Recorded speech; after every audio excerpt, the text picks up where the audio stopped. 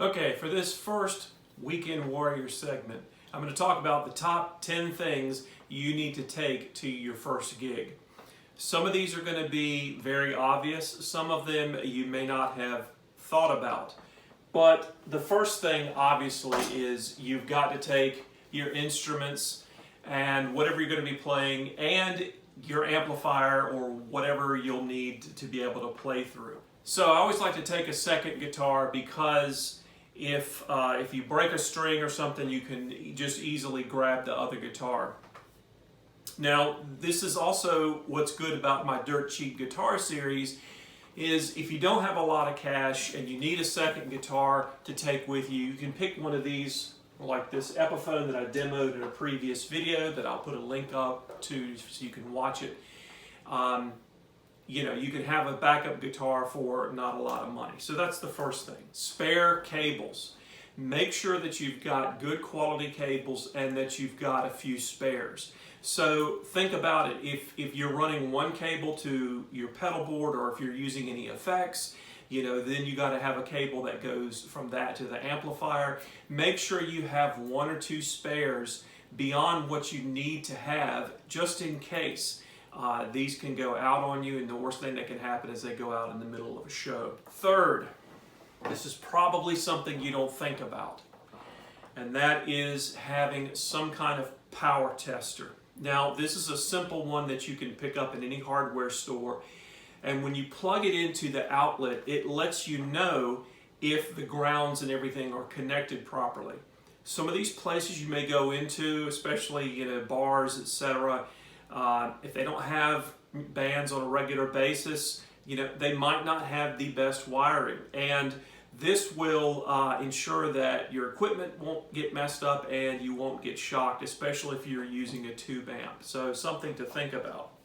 Now, this is directed for people who aren't having to run sound, or they just need to bring their instruments and whatever amps they're going to play through. I'll do another video for those that are going to be bringing in their own PA and everything like that. But this is just if you are going to be playing an instrument in the band. Make sure if you need to bring your own microphones. So whether a vocal mic or a mic like this to mic up your amplifier, find out ahead of time if those are needed. Sometimes if you're playing somewhere and they provide everything for you, that's good, but it's always good to have a backup just in case, because it does happen where you go and set everything up and no, wait a minute, there's not enough microphones to go around. Make sure you take some strings, extra strings, depending on, and remember, make sure you have strings for all your instruments. So if you're taking an electric and an acoustic, you want strings for both. You never know when you're going to break a string, and it's always good to have a fresh pack just in case. And you'll need something to change the strings with, so maybe a pair of cutters or a string winder. I even recommend carrying a tool like this. This is a multi-tool that's put out by a particular company that has different socket style pieces here on the handle, so that if you have, for instance, this is common for certain guitars, but if you have a jack that's going a little loose on your instrument, this actually has the correct socket size built in so that you can tighten it up, and it doesn't have it's basically plastic, so it's not going to mar the finish. It's got a Phillips and a flathead screwdriver built in. It's got a bunch of different socket sizes, so that's always good. Drummers, make sure you carry one or two extra drum keys. Those things get lost like crazy. Another thing to consider carrying, a flashlight. Oftentimes it's dark up on stage. Maybe you're trying to do something right before you start playing, or if you're playing in a bar area where they don't necessarily have a stage or stage lighting, you need to be able to see what you're doing when you're setting up and tearing down. Maybe you need to change some settings on your effects or on your amplifier and you can't see that well. These things are dirt cheap. Put one in your bag. Bringing your own power cables and a surge suppressor, a surge protector. Most of the time you should expect there to be decent power in the place, but it's not always the case. So even if you're just plugging in your amp, I would recommend that you bring your own extension cord and some sort of power strip. And you can throw this into a duffel bag or something and you've got it. If you don't need it, that's fine. When I play shows, I carry an entire toolbox with me. And this has not only the little plug to test the outlets, but it also has an electric meter. It's got different strings and all kinds of tools to do adjustments on guitars, plus some electrical stuff, because you just never know. It depends. A lot of times the groups that I play with, I do a lot more than just play an instrument. Sometimes I'm helping run sound or setting things up. So I'll get into that with other videos, but it's something to think about. You're gonna need a way to take notes and something to write with. Now you might think, well, what do I need that for? Well, you might need something to sketch out a set list.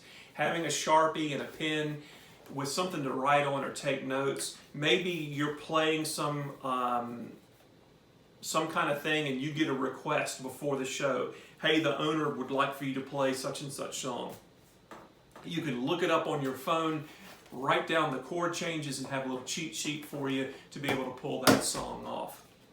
Carry some kind of business card with you. Now you can do these easily on a printer at home, or if you want to, you can buy some of these. Mine just has my name on it and contact information, and I even put a QR code so they can scan it with their phone and it takes them to my website. These are good for several reasons. One, maybe you're networking. It's a place you've never played before. Maybe you're going to run into somebody that owns another club that might be interested in you playing. Maybe there's going to be other musicians there. I mean, yeah, you can take your phone and swap phone numbers and everything, but it's really professional if you just say, here's our business card, even if you have one for your band, which I do have those as well. Next is something you probably don't think about, but that's having spares of your equipment. So I talked about having a spare guitar, having spare cables. What do you do if your amp goes out? Well, for a long time, I've carried one of these.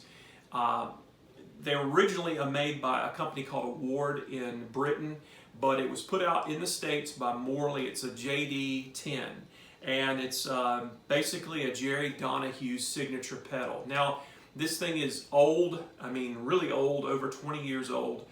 But what's cool about it is it works as a preamp and direct box, basically. So the Marshall that I have here in the background, when I first got this amp, the very first show that I was playing with it, it had a faulty tube from the factory. And it was not a power tube, it was in the reverb circuit. And all of a sudden, 3/4 of the way through the show, it just went out. And, I say carry spares with you, and in this case I did. I did have a spare amp head. It was an older, solid state cheap head, but it was in the trailer 2 blocks away in the middle of the set.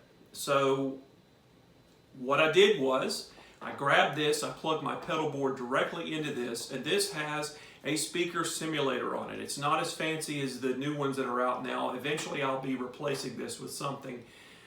There's tons of cab simulators and amp simulators, but this thing saved the gig that night, basically, because I was able to plug my pedal board into this and then run out of this directly into the PA system.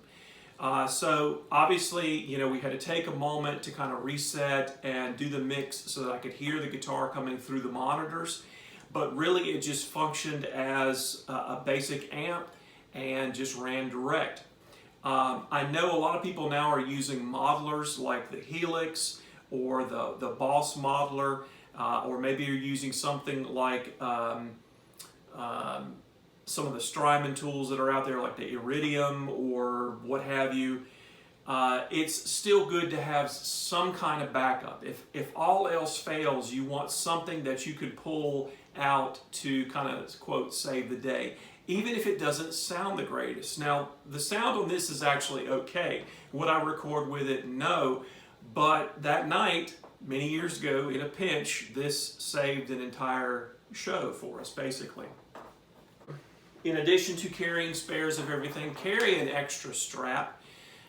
This is always good because you never know when a strap might fail or somebody forgets one. And, you know, when you're in a band, you're looking out for each other, and that's a big part of it, you know, the hang basically. And, you know, you want to help other musicians succeed. So if you're in a band, throw spares and stuff. Carry some extra strings that maybe somebody else in the band uses that maybe they forgot or didn't know some of these tips to be able to pack for a good show. And so if something happens, you can kind of come through in a pinch for your buds. A couple of other things to think about. Do you need to have spare batteries with you? Yeah, you know, my pedal board, I use a power supply. If the power supply goes out, then what I'm going to do? Well, if I keep some spare batteries or a spare wall wart that comes with like the Boss pedals, you know, I might not be able to use all the pedals that I have, but I can hook up what I've got and make it work. The thing is, you know, does it make for extra gear that you have to haul in? Yeah, but that's part of the deal. You know, you're trying to put on a good show, and you need to think about professionalism. Yeah, you might not be a professional musician and you work during the week and this is kind of a side hobby for you, but you can still be professional about it. The way you carry yourself, you know, knowing your material, having all of your stuff together, having spares, being, you know, generally good hang with the rest of the band and with club owners or wherever that you're going to be performing. That goes a long way, and it will get you extra bookings and, you know, have some fun and make some money on the side. So be on the lookout for more of these videos. If you haven't subscribed, be sure to hit the subscribe button, hit the bell icon. You'll be notified when I post new content. This is an experiment with an iPhone. I'm hoping that this ends up being easier to edit. You may notice I've rearranged the room a little bit, a lot of changes going on. That's why I, you know, haven't quite posted as frequently as I should, but I'm trying some new things to keep the content coming. And I've had some requests. Some different viewers have reached out to me, so I'm going to be doing some different playing examples and stuff. I've had some requests for some country and bluegrass licks. You know, those of you that have followed me or that know me know I play a lot of different styles of music. I don't pigeonhole myself into being just a blues guitarist or a jazz or rock. I enjoy it all.